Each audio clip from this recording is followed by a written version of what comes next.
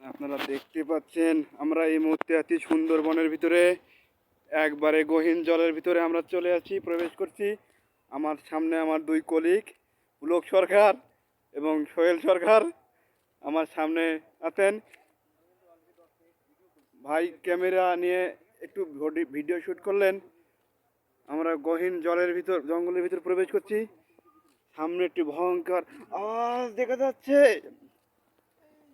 এই আওয়াজের মধ্যে কিছু নারী সদস্য আছে, তারা মনে করেন যে আমাদের পাশে তাকাচ্ছে, বারবার তাকাচ্ছে।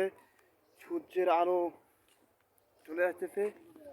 এই বনের ভিতর থেকে আমরা যা খুশি পাবো তা নিয়ে যাব।